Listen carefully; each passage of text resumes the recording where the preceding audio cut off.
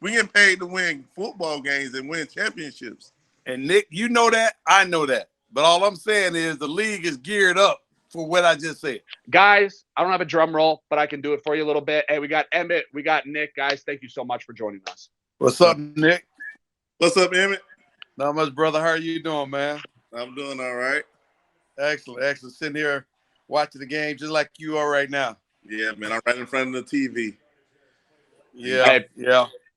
Emmitt, before we get to the Cowboys and Packers game, please tell me you watched the Vikings and Bills game. Me and Nick were talking about it as we were before, man. No, I did not watch the game. I was actually doing a speaking engagement for organization PRSA, which is a PR firm and all that they have. And so I was doing something on stage in that. So I just got to my buddy's house. That's one reason why I missed the lighting because I was on the road. And now I'm sitting in front of the camera and the TV watching the game a little bit. So who ended up winning the game? Skull, baby. Skull. Come on now.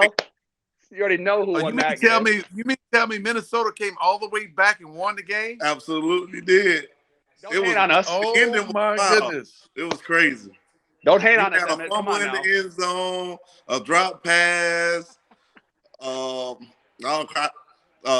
cousin getting stopped on the one. All in the last 5 minutes of the game. Wow, because the score I heard was like Buffalo was winning 27-3. Yeah. Wow. I'm telling you, Jefferson, phenomenal. Maybe I'm biased, best wide receiver in the league, but that's just me. I'm just saying. Well, you have the right to say that right now. You have the right. Yeah, you do have the right to say that, but man. All right, crazy. Guys. Packers, Cowboys, first impressions. What are we thinking right now? It's a back and forth battle. Hey, the Cowboys got Green Bay off balance right now with all this movement and play action and. Yeah, they do. It ain't looking good. Right? What's wrong with Gallup? With who? Gallup. I don't know. He's down. Tonight? I thought he was just in the game. Yeah, he was just on the. That's why we're going to commercial right now. It's crazy. Question for both of you guys. So Nick, what's been going on in your world, man? How you been doing? Man, I've been doing well, man. Just coaching these kids in high school. We just won our second state title, back-to-back champs. Did you really? Yeah, last night. Congratulations, man. Where you coaching at? I'm coaching at a private school here in Orlando, Lake Highland Preparatory School. Lake Highland Preparatory. So you down in Orlando, huh? Yeah, man. Well, awesome, man. That's great. Yeah, I just want to say, man, you're one of my idols growing up because I'm from a small town called Cross City, Florida. That's like 20-30 minutes away from Gainesville. You know, I used to be able to come over there and catch some of those games, man. Oh man, that's funny. Wow. I mean, man, thank you for your comment and congratulations to you not only winning back-to-back state championships, but the impact that you're having on these young people's lives because they need people like you and Dion and other coaches, including myself, if I was ever going to coaching rankings to give them that wisdom, that experience. Because, when I think back, some of my coaches, they never really made it to any of the levels that you and I or Prime have made it to. Right. They got great coaching knowledge, but they don't have that real authentic coaching experience. You know what I'm saying? They don't. And that's why we bring something different to the table, and that's something to behold by any organization when you got former players that play the game at the highest level and able to import that knowledge and that wisdom into so many young people. Yeah, I absolutely agree. And I had a quick story. I had an incident with my first defensive back coach when I first got to Green Bay as a rookie. He went to Princeton, good with the X's and O's. And I used to come to the field and tell him all the time, like, those X's and O's move. So when I come out the game, I was like, this what's going on. He's like, just do your job. Stick to the playbook and get to your landmarks. I was like, those landmarks are moving now. I'm trying to tell you, the landmarks are moving. The receivers are moving. The running back doing different stuff. So all this you telling me to do, I'm not able to make plays. So we bump heads all the time. That's Right. my rookie year. Yeah, I get it. I get it. I mean, book smart people don't think that people like you and I got intelligence in a totally different area, which Right. we do, and that's unfortunate that they think that they don't value our opinion at the same level because they went to Princeton or they studied the book and they studied the game. But players got instinctive things in the game that these guys would never, ever, ever be able to comprehend. Right. Absolutely. And they can't get the best out of you because they're too busy trying to outsmart you. Yep. That's it. And that's the problem. What's wrong with some of these coaches? They outthink the game instead of just playing the game. Right. All you gotta do is just play it and go off your instincts and make plays. Yep. At the end of the day, your instincts and your ability to make plays, they work. The book is only going to get me so far. Right. It's going to get me in a position to where I'm going to have to make a decision that book cannot make for me. Right. And I'm going to do things that book cannot teach. That book can only tell me to run in the 4-hole or the 5-holes. But that book has no answers for when there ain't nothing there. Nope. No answers. Touchdown Cowboys. Just slides that in. Hey, just slides that in. I'm going to go ahead and drink that one. So, Nick, what was your time like up in Green Bay while you was there, bro? My time was fun. I had a great time. My first 3 years was with Brett Favre, and man, he was just an amazing guy. You hear some of all these horror stories about what type of teammate he was, but to me, I can ultimately say that he was one of the best teammates I played with, because when I was out there on the field, he used to always come up to me and was like, "Good job, rookie. We're gonna need a lot more of that, in the future. So keep doing what you're doing." So he used to always give me compliments and always pat me on my back, telling me to keep doing what I'm doing. So I have nothing but the respect for Brett Favre. Then the young gunslinger A-Rod come in. That was just different. We came in together. So in that 05 class is me and him. He went first and I went second. We built that relationship. So when we first got there, that's who I'm going against every day. So you know how sometimes if he is a good quarterback, because that's who you're going against every day. And when he got there, and all the veteran guys was like, "Oh yeah, we got us something special," because you can see it in practice. He making every throw. It's like, dang, how did he make that throw? It was just on point. And you look at some of these guys now that's coming in the league, that's backups or just getting thrown in that fire. You looking at them like they not ready yet. Nope. And you're right. That's why when I think about team captains, sometimes you have these appointed captains that are team captains versus those that earn the right to be a team captain. And we have a guy like Brett Favre or Aaron Rodgers or Dak Prescott that shows not leadership skills, but to get the best out of his supporting cast. Right. Encouraging, and leading in a totally different way. Even just like Jalen Hurts for Philadelphia. Yep. Come to the table with something different. And know that they got something special in them because of the way that they carry themselves. Absolutely. Yeah. See, guys like that, they have that it factor. Yeah. And when you have that it factor, it don't matter what they throw at you, you can get the job done no matter what. And, and sometimes people say, "Oh, he's too cocky. He's this and that." No, it's just I play with a certain level of confidence that I know within me that I can get I can get the job done. Like I'm the guy. I can make a play here. I can make that throw, or I can get this interception, or I can run through that hole, get this first down on crucial moments. So that's what a lot of guys don't understand. It's just certain you just have certain guys in certain positions just have that it factor that know when to get the ball, and they know what to do when they get the ball, and know how to handle the game. Yeah. Dion says it best. Don't let my confidence interfere with your, how you said, don't let my confidence interfere with your insecurities. Right. And he's absolutely right. When you're confident in what you're doing, you're having fun.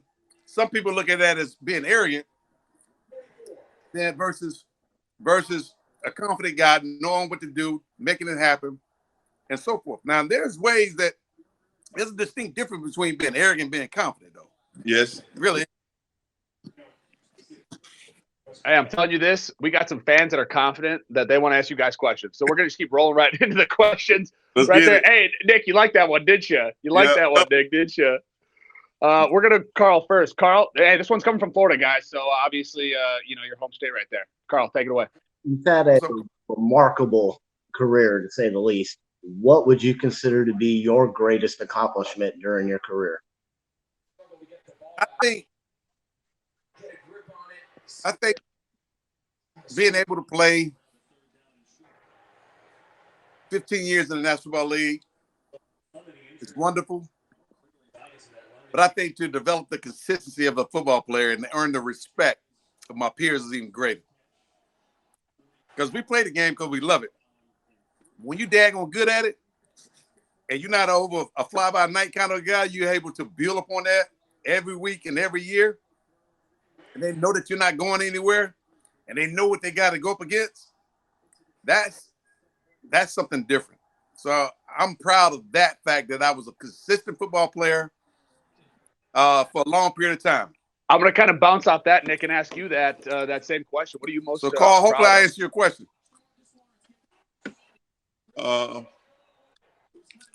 For me, just coming from a small town, going to a predominant black college, and to make it to that level of football was quite amazing. Then the only play for a historical organization like the Packers, and all 7 years was with the Packers, so that's all I know.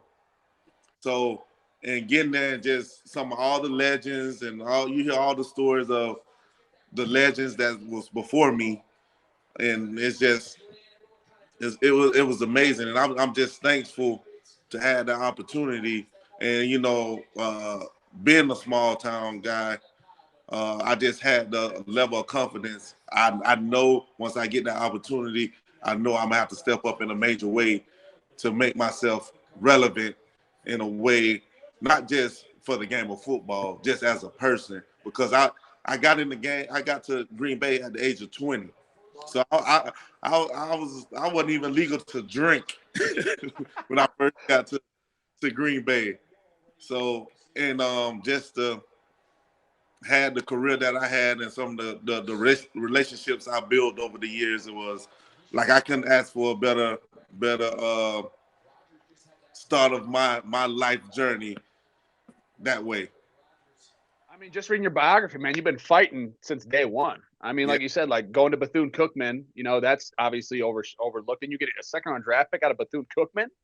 I mean, like that's incredible, man. So, but yeah, not being able to drink in Wisconsin, that's a no-go, man. You know that better than anyone. They like their beer out there. I'll tell you what, Wisconsinites, they like their cheese and they like their beer. That's what they love, and the Packers, obviously. Absolutely.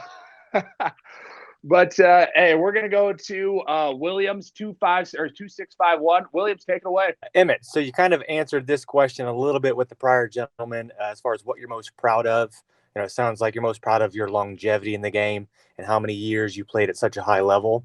What would you say is one of your most proud accomplishments off the field? Because as NFL players, you guys only get so many years in the NFL.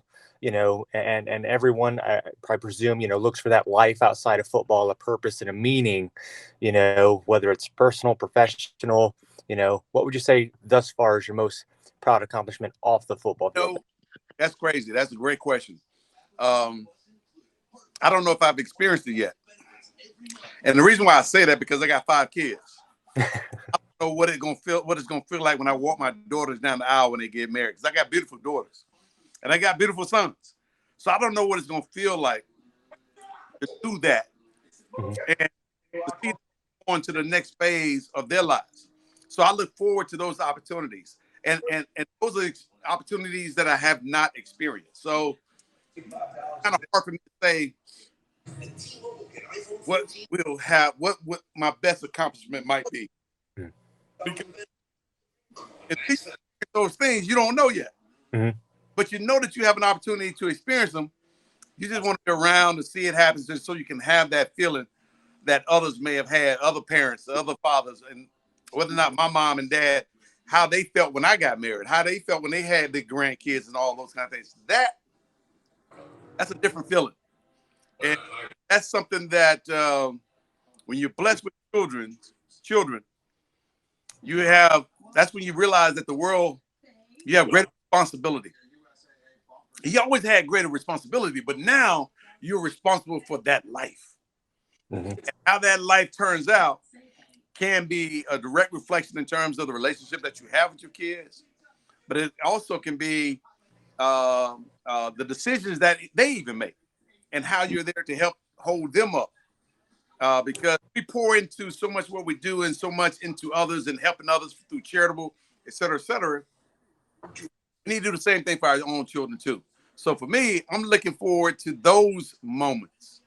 Everything is just part of life to me. Because when you have won 3 Super Bowls and you've all-time leading rusher and so forth, you've done these things. That's all personal. But now is more, I'm driven now. I want to see that. And that's something.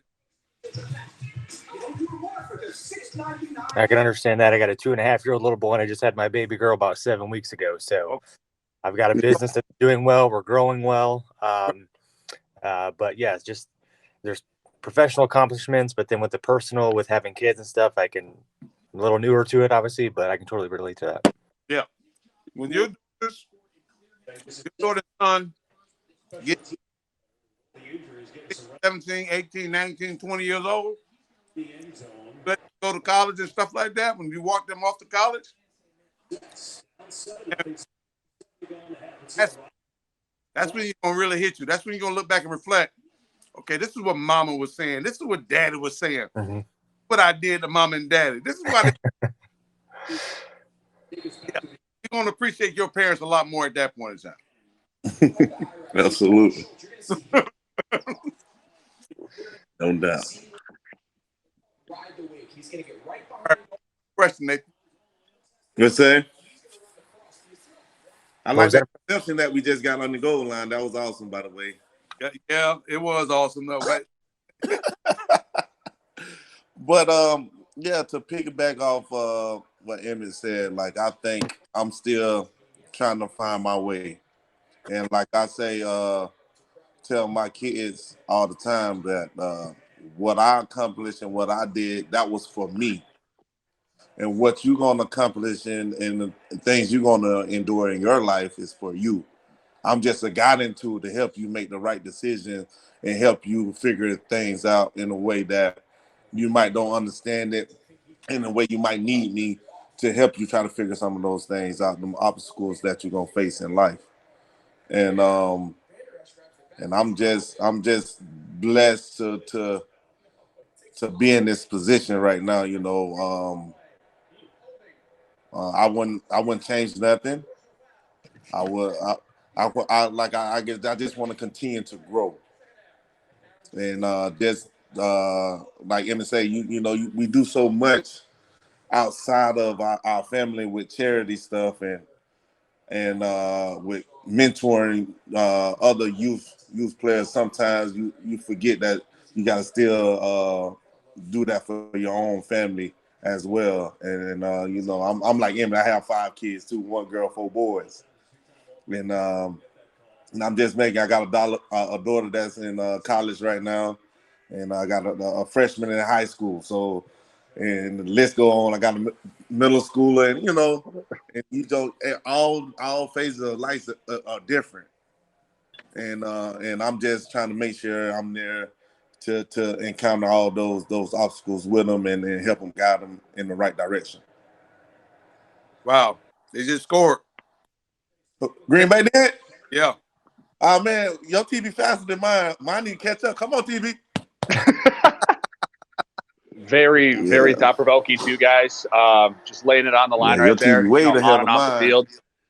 But hey, just flip on the ESPN app. I got it right behind me. You know, That's a daggone thing. That was a nice throw too.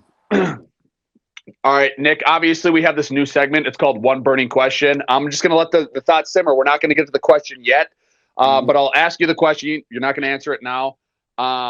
But you did play with A-Raj, obviously, for almost your whole career. Came in with them at the draft class. Obviously, you know him well.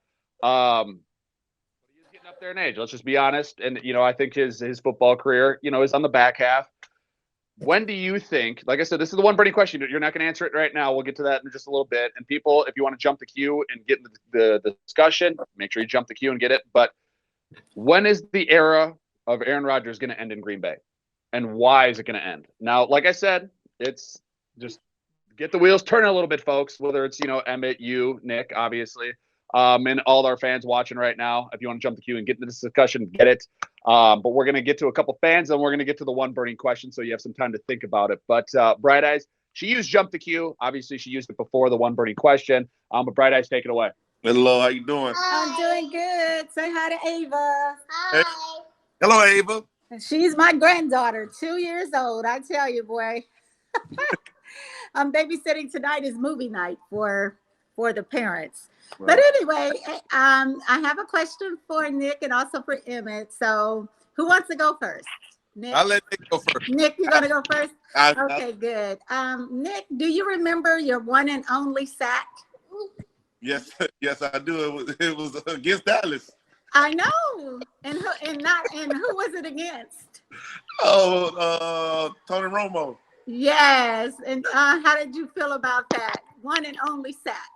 My one and only. The first time I ever was able to get through the line free, and it was crazy. Tony Romo was rolling away from me, so I had to take it from the backside. So it was a proud moment in my career because I've been dying to get one of those things. Everybody, I had some shoes to fill in Green Bay with Leroy Butler, coming off. He had 30+ sacks. Yes. So I have one. I'm in year 5. And so to get that sack, and I grew up a big Dallas fan. Oh, you did? Okay. And so that's why it was special. I know. I had to hit you with that one. I'm sorry. I appreciate it. And Emmitt, did Dez catch it? Yeah. Look at he got it like his arm. He just reached it out, and the ground just caused the fumble. I know. So you got to maintain possession throughout the process of the catch. No, that's bull. Yeah, that's why I asked Emmitt, did Dez catch it? Did Dez catch that ball? At the time, he caught it, and he maintained it through, and the ground caused the fumble. He can't have it because the ball is oval shaped. And right. That's ignorance. Yeah. So Nick, I'm with you. We would have gone to the Super Bowl that year, Nick. Yeah, I don't know if we were going to the Super Bowl, but he definitely caught that ball. He definitely caught it. But see, the good thing about it, it would have been worse if they would have won the Super Bowl that year, but they didn't win the Super Bowl. So it's just like it's a wash. That was that 2010 year when the Packers went to the Super Bowl and played Pittsburgh and got beat here in Dallas. No, we didn't get beat. I won. Y'all beat Pittsburgh. We beat Pittsburgh. Yeah, they did. That's right. I was at that Super Bowl. That's 2010 Super Bowl, right? Yes. Dallas, the Ice Bowl. The one time I went to the Super Bowl, I had to make it count. I couldn't lose. But Emmitt made it count more than one time. So Yes. What was your Super Bowl experience like? I mean, when you went, talk about the experience itself. It was okay because we got Dallas. Been sand on the ground, so cars were flying off the road. Right. Like it was a mess. But I would say the great thing about it, the first over, wait a minute. to see that was great. So you're on the sideline, you don't watch it live. You watch Yeah, you crying. it. Well, it's good talking to you guys. I gotta go take care of this 2-year-old. All right. Peace out. Love you guys. I was going to say, if I'm not mistaken, you picked off Ben Roethlisberger, pick 6, baby, for that Super Bowl. Absolutely. I'm just saying. Just saying. Yeah, I made a little history. I made a little history that night. That's what it's all about. Get that ring. That's all that matters. Sorry, Emmitt. Sorry. No, it's all right. Don't be sorry. Just be careful.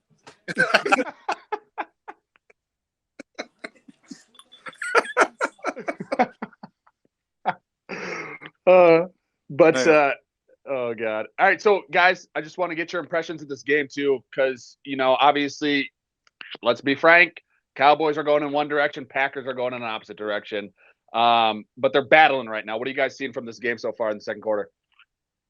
What I see two teams really trying to figure they kind of got a grasp of what the defense is doing to them, and the offense is moving the ball very well. So it's going to be interesting. I'm looking at a very high scoring game. I'm going to say 31-25, and it can go either way. It can go either way. That smile says something different though. That says 31-25 Packers. Of course I want my Packers to go on top, but it could go either way. But that's my prediction. Well, I see something similar to what you're saying. I don't think it's going to be a high-scoring game. I do.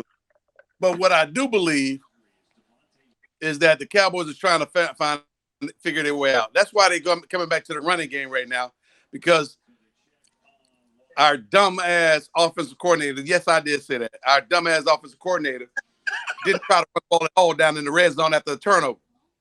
He's thinking he's out in the open field where he can do play action and throw the ball down the field when you just should be running Tony Pollard. I mean, period. Everybody been talking about how good Tony Pollard is. Now It's time to see. Give him the chance to run the rock. So I've been saying that about Green Bay all year. You don't have the receivers like you had. Let Aaron run the rock. Man, let Aaron run and let Dylan come in there and punish him. I went to the game in London. But no, you know what the league got to do? They got to satisfy those fantasy football lovers and those odds bettors out there in Vegas. So they got to put up overs and unders in the points. Man, they let them go. Don't worry about that. You put your as an organization and as your duty as a football player is to win games. We don't care win in fantasy. We ain't getting paid to win fantasy. We getting paid to win football games and win championships. And Nick, you know that. I know that. But all I'm saying is the league is geared up for what I just said. Fantasy lovers and odds makers, and everybody else. That's exactly the problem. Yeah, but hey, man, you still got to stick to the nature of the game, and that's it. Going out there and play the game to win. You can't satisfy those guys who bet big money and in these big time fantasy leagues.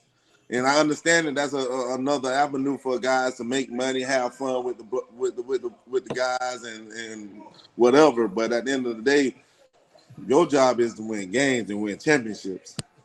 Yep, I agree. You brought it up right there. We're going to transition right into that. Obviously, like I said, Aaron Rodgers has won numerous games with Packers, went to numerous Super Bowls. Obviously he's been clutch But I feel a trend. Obviously, this offseason, he's saying that extension, which is great for Green Bay. But, rumors were swirling around. He was going to get traded. He was going to retire, all this stuff. Nick, the one burning question is, when do you think the Aaron Rodgers era is going to end in Green Bay?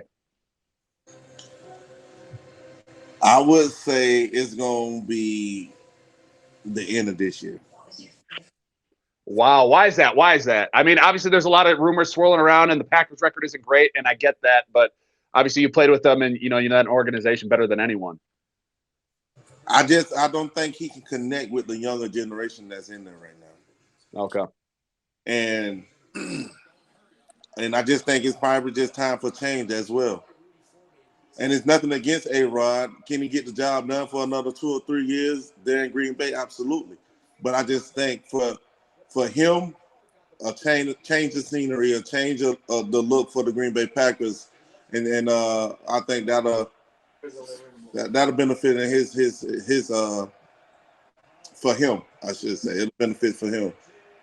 Yeah, I think Aaron Rodgers. It's time for a change of scenery because there's been too much turmoil between him and the Packers organization and what they've done. They haven't really given him the respect, in my opinion, that he deserved. I mean, they also haven't been giving him the help that he neither. Yeah, they have. Say that again. I say they haven't been giving him the help that he neither. And right, which is a sign of disrespect. For 7 years, yeah. For 7 years, he's just been asking for a little help, and they would not pull the trigger and go get this other dynamic. So imagine you would have had Adams and another top receiver on the other side. You dominant. You could have went and got Odell. You could have went and got another big time pass rusher a couple years ago, but you didn't want to listen to him, and you didn't want to. That's all he was asking for. So that's where all this turmoil come in with him and the organization. Right. So then I'll flip it. Where do you think he lands next season? Oakland. Oh, that's a good one. That's sneaky. That's a sneaky good one. I like that. He'll be out there in Vegas. I should say, my bad, Vegas. I didn't even catch that either. Hey, it's the same. I get what you're saying. And that's probably where he probably needs to be at, too, because he can end up in Oakland, or he can end up in Vegas, or he can end up in San Fran. Oh, that's a good one, too. Mm-hmm. I like that. I mean, either way, man, like I feel the same way. There's too much going on in Green Bay. It's time to, flip the page, getting Jordan Love in there, which obviously we don't know how that's going to end up. So that's going to be interesting. But Nick, you got the one burning question out of the way. I love it, man. The great answer. Great commentary from Emmitt as well. But guys, we'll keep on going back to the fans. Hayden, you're up as well. Hayden, take it away. What's up, buddy? Hey, mate, Nick. So I just thought of a random question after watching this morning's games. Emmitt, you already said you didn't see the Vikings game, but that may be the wildest game I've seen in my time. I've been watching since the late 90s. And, I mean, maybe the Raiders-Cowboys index card game comes to mind. There's been, every week I say the game gets crazier. But I'm wondering, each of you guys, what's the wildest finish you guys have either watched or maybe played in over your time? Yeah. Oh, man. We just got a horrible spot, by the way.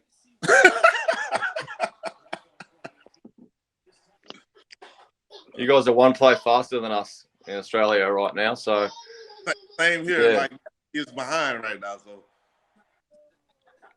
that's like the second time. Yeah, that's a horrible spot we just got.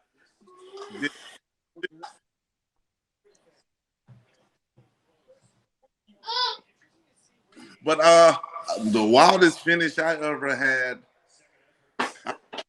of First down.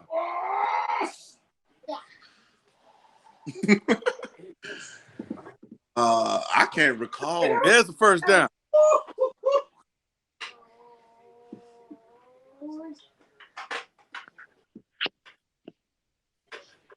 Yeah, the wildest finish. Oh man, one of the wildest. Remember the index card? The one Yeah. The wild finish. Oh man. I would say the wildest finish I had was my rookie year playing against Minnesota. I think we won the game 9-6.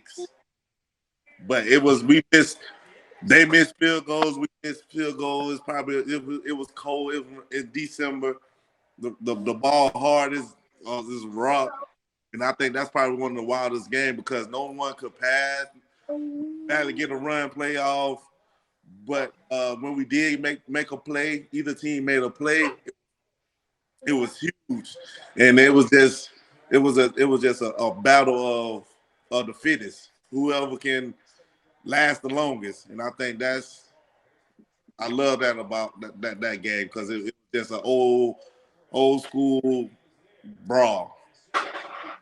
One of the wildest finishes that I've seen was Buffalo back in my day in the playoff against the Houston Oilers.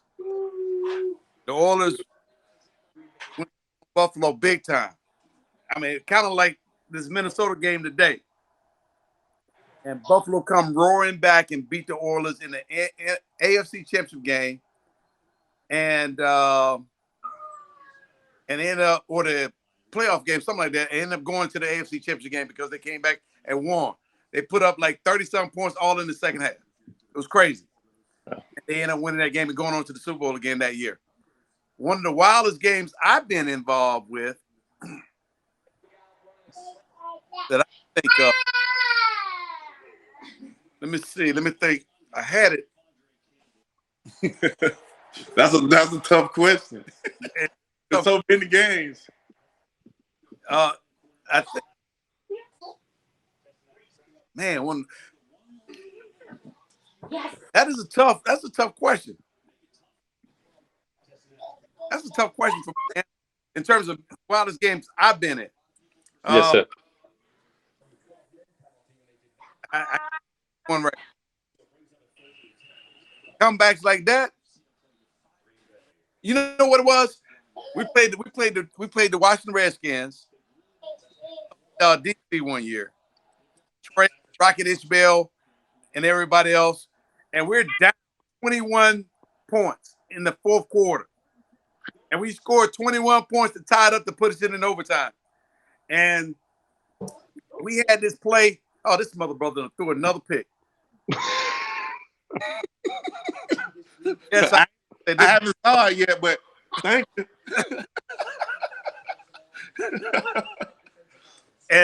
and so overtime, we had this play called double dive, play action. Rocket Ishmael come down like he's gonna crack the linebacker or the safety, then take off down the middle of the field. We backed up in our own end zone and called this play.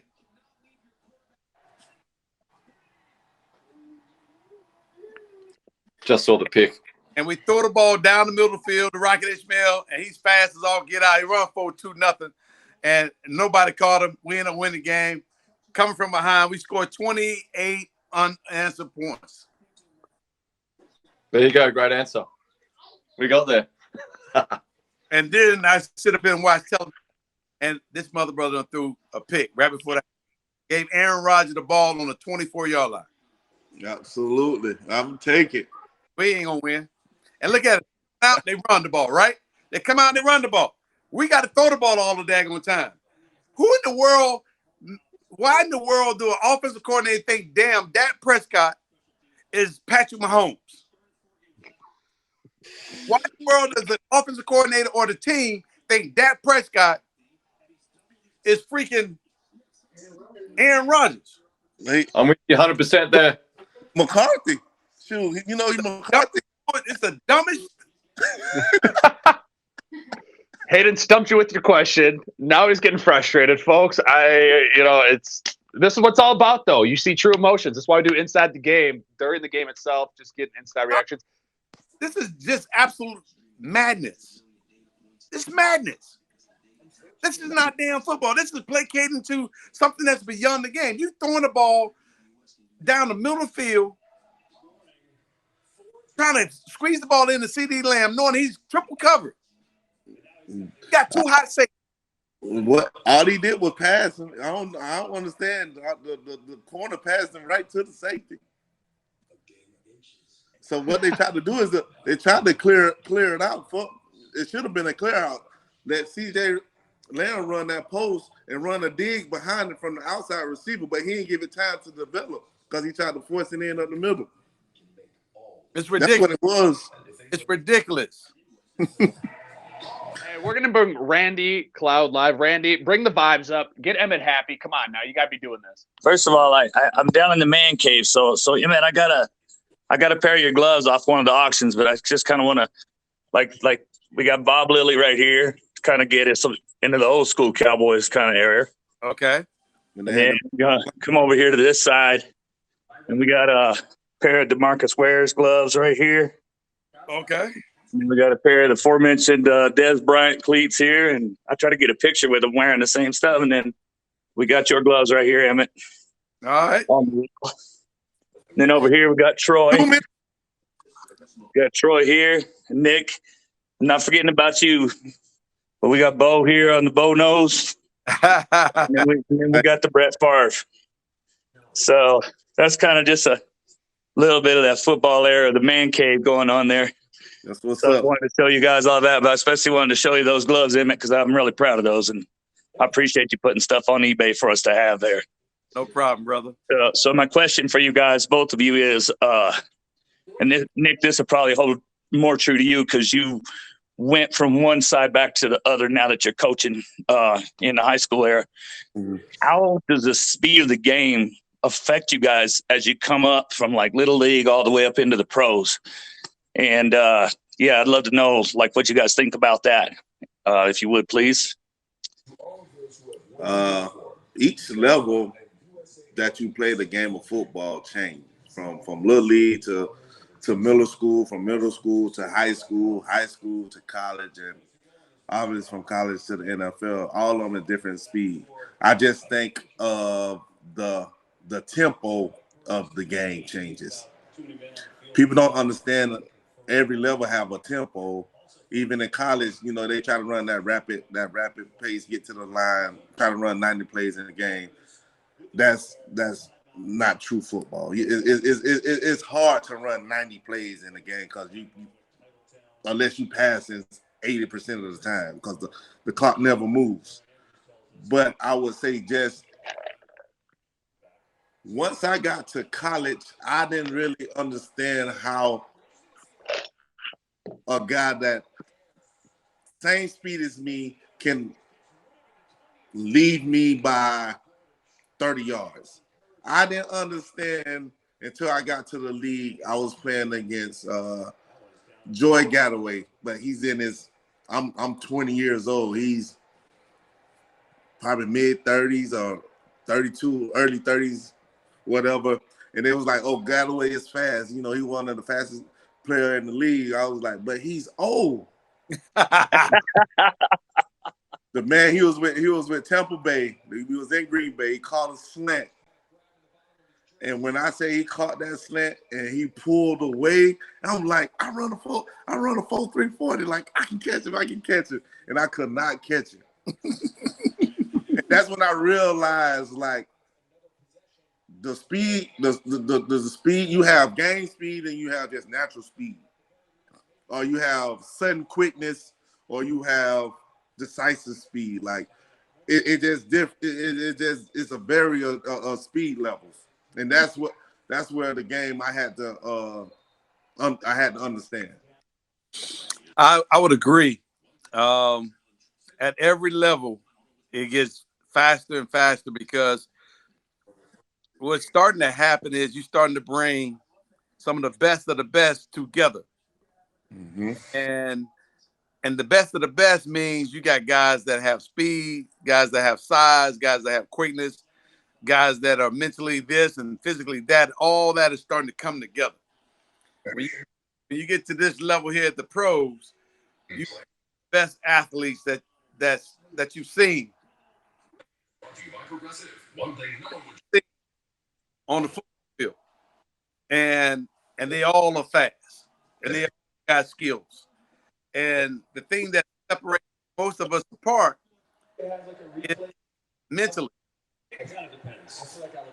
Our offense, our understanding of what's going on the football field. Because if I knew what was happening on the football field, then I can make quick decisions. So my processing is faster. And if you're processing faster, you make decisions and you make cuts like Aaron just did and going in there for a touchdown. Yep, and doing the Marshawn Lynch on there. Yeah, I saw that. We deserve it. Touchdown, Green Bay.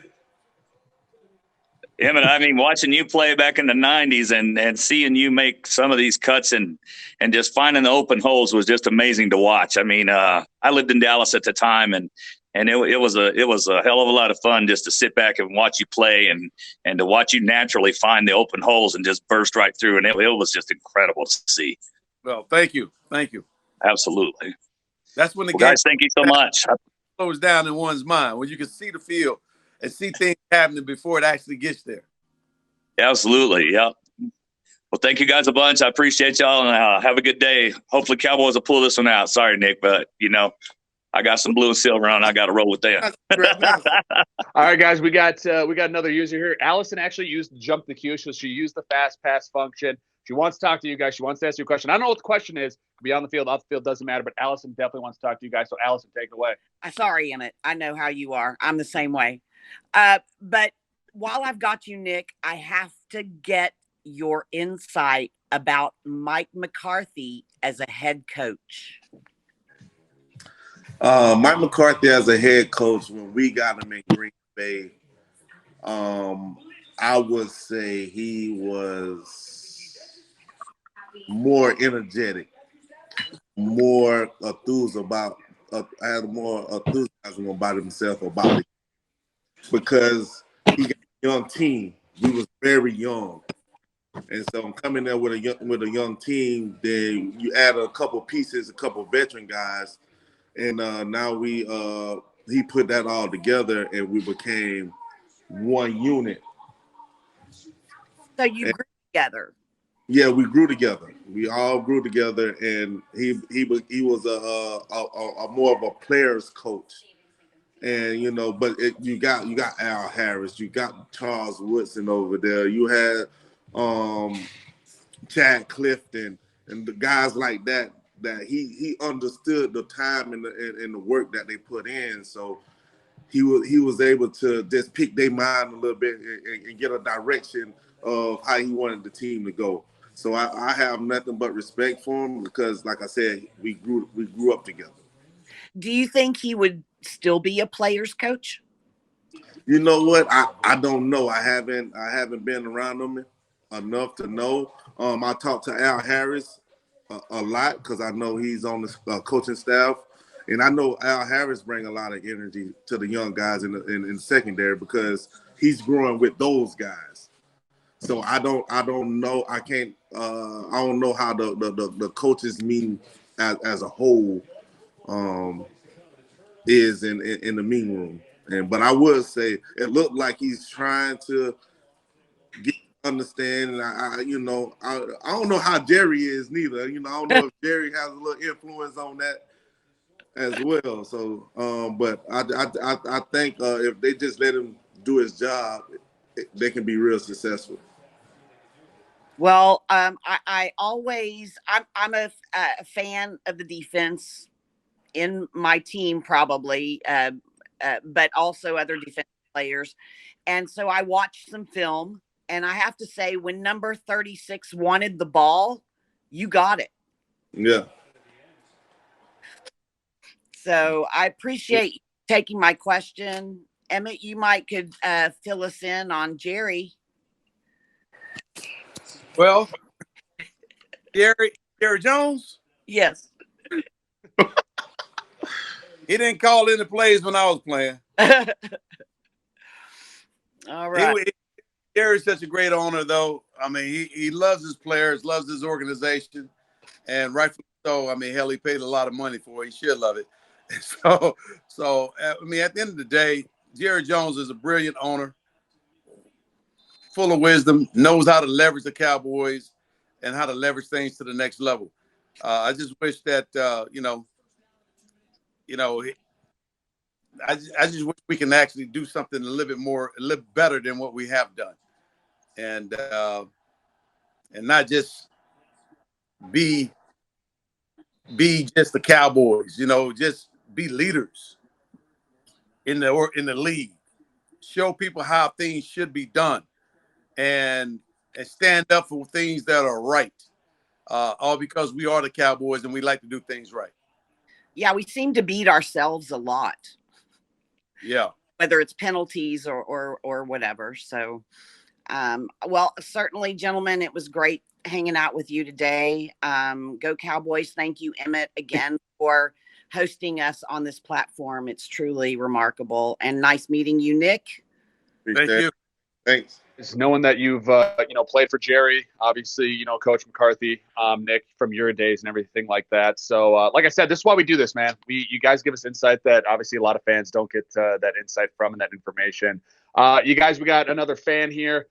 If this is his question, I think it's interesting. I always like this type of question, but hey, take it away, CX3DGC. All in Tucson. Take it away, my man. I'm David. This is Lydia. So the biggest can you guys hear me? Yes, we can hear you.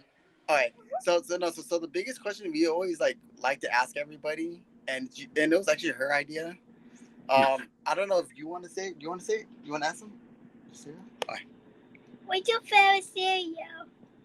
Favorite cereal? Yeah.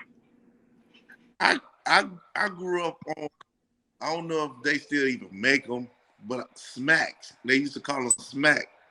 Okay. With the green frogs on, the red box with the green frog. So that was my favorite growing up. Of course, Tony the Tiger. You can never go wrong with Tony the Tiger. Smacks? You talking about Chicken Smacks? Yes. Okay. I was a Fruity Pebble kind of guy, and also Captain Crunch kind of guy with the Crunch Berries. Oh, I like Captain Crunch. But yeah, well, and it's funny because we always, me and my daughter, we always try to ask everybody that question because it's something random. It's something that's not off top. It's something that's totally off topic. Yeah. Completely random and whatnot. So, but yeah, thank you for answering that question for her. That's super awesome. and again, I'm a huge fan of both of you guys. Me too.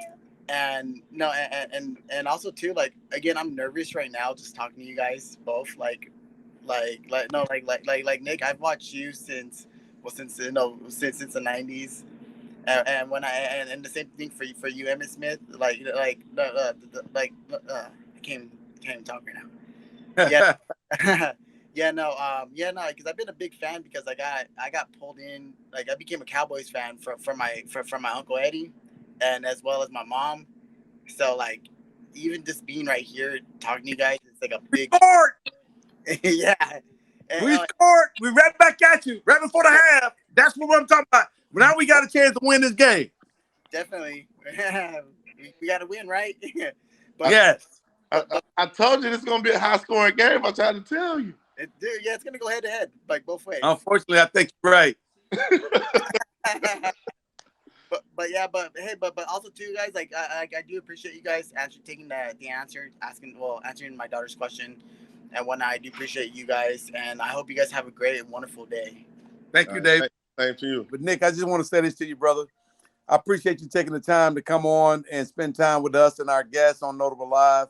You're more than welcome to come on any time of the week. If you want to find somebody that you're close to on the other side of the Packers and have a conversation with him, like you and I are chopping it up right now, feel free to reach out to us and let us know. We can make that happen for you. Okay. On top of that, man, congratulations again on winning back-to-back state championships. I did that in high school, and that is an amazing thing. It's not easy. It's a beautiful thing for young people too, because some kids never leave their neighborhoods. And to be able to go up and down the state, play football against opposing people up and down the state and compete at that level, it's a wonderful thing. So congratulations on you leading a young group of young men to a state championship as well. So Appreciate Good it. luck to the Packers for the rest of the season, except for the rest of the day. and man, hopefully I run into you in Orlando. I'm in there every now and then. I got some friends down there that I spend a lot of time with. And right here, man. I dance with Mickey every day. All right, I got you, brother. Jesse, great job again, man, for holding down the fort. Appreciate everything that you're doing. Guys, y'all have a blessed week and a blessed Sunday. Same to y'all, man. Thank you, Jesse. Thank you for everything. Thank you, Emmitt, for yes, sir. the opportunity, man.